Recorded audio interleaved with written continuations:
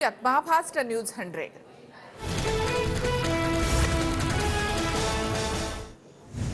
मराठा आरक्षणाला सर्वात जास्त विरोध शरद पवार यांनी केला। समाजांना झुंजवत ठेवण्यामध्ये पवारांना रस होता। फडणवीसांचा शरद पवार यांच्यावर गंभीर आरोप।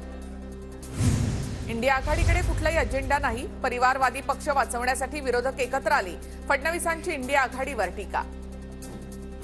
ठाकरे गटाच्या पदाधिकाऱ्यांची सलीम कुत्तासोबत पार्टी, दाऊदच्या साथीदारासोबत पार्टी करायला लाज वाटली पाहिजे। फडणवीसांचा ठाकरेंवर निशाणा।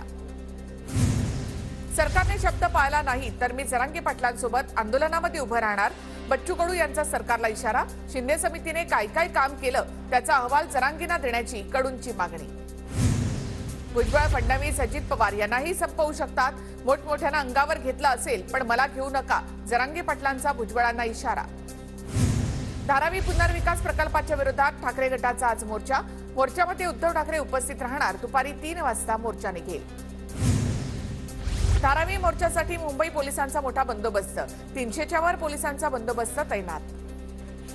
धारावीमधल्या प्रत्येकाला 500 चौरस फुटांचं घर, नव्यानं सर्वेक्षण आणि टीडीआर साठी सरकारने स्वतःची कंपनी नेमावी। एकूण 7 मागण्यांसाठी ठाकरेंचा मोर्चा। देशातला सगळ्यात मोठा टीडीआर मोठा घोटाळा धारावीतला, यामध्ये भाजपचे हात बरबटलेले। भाजपचा संपूर्ण मुंबई गिळण्याचा डाव, संजय राऊतांची टीका। टीडीआर लॉबीच्या भल्यासाठी सुपारी घेऊन मोर्चा। कितीही मोर्चे काढले तरी धारावीकरांना पक्क घर देणारच, फडणवीसांची ठाकरे गटाच्या मोर्चावर टीका। धारावीकरांना विकासाचं प्रलोभन देऊन अडचणीत आणण्याचा प्रयत्न। धारावी पुनर्विकासामध्ये अदानींच्या सहभागाच्या विरोधात खासदार विनायक राऊत आक्रमक। धारावीचं टेंडर ठाकरेंच्या काळामध्ये आणलं, तेच आता मोर्चे काढतायत। उद्धव ठाकरेंचा सातत्याने मुंबईच्या विकासाला विरोध।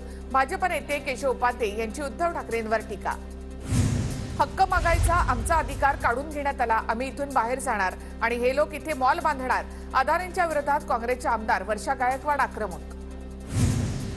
अदानी भाजपचे जावई म्हणून मुंबईचा 7-12 अदानींच्या नावे करण्यासाठी प्रकल्प। खासदार संजय राऊतांची टीका।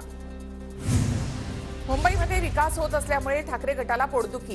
टीडीआरमध्ये घोटाळा असेल तर त्याचं पाप ठाकरेंचंच। भाजप मुंबई अध्यक्ष आशिष शेलार यांचा ठाकरे गटावर निशाणा। धारावी आशिया खंडातली सगळ्यात मोठी झोपडपट्टी। धारावीच्या पुनर्विकासामुळे काहींना पोटदुखी होणं स्वाभाविक आहे। मंत्री सुधीर मुनगंटीवार यांचे ठाकरे गटावर पलटवार। ठाकरेंची टक्केवारी बंद झाल्यामुळे आता मोर्चे काढत आहेत। धारावी मोर्चावरून ठाकरे गटाच्या टीकेला संजय शिरसाट यांचं प्रत्युत्तर। कलानगर परिसरामध्ये शिंदे गट आणि ठाकरे गटाकडून बॅनरबाजी। धारावीचा मोर्चा कशासाठी याचे बॅनर ठाकरे गटाकडून, तर वांद्रे पूर्व विधानसभेतील प्रश्नांसाठी मोर्चा का नाही, शिंदे गटाचा सवाल। रायगडमधील कर्जतचे राष्ट्रवादीचे माजी आमदार सुरेश लाड यांचा भाजपमध्ये प्रवेश। नागपुरातील भाजप पदाधिकाऱ्यांच्या बैठकीमध्ये जाहीर प्रवेश। जरांगे पाटील बालहट्ट करत आहेत, त्यांनी बालहट्ट सोडावा। भाजप खासदार रामदास तडस यांचं जरांगेंना आवाहन। जरांगे पाटलांच्या टीकेला आम्ही किंमत देत नाही, त्यांना काय बोलायचं ते बोलू द्या। समीर भुजबळांचं जरांगेंना प्रत्युत्तर, तर जरांगेंच्या आरक्षणाची मागणी भरकटली, समीर भुजबळ यांचा आरोप।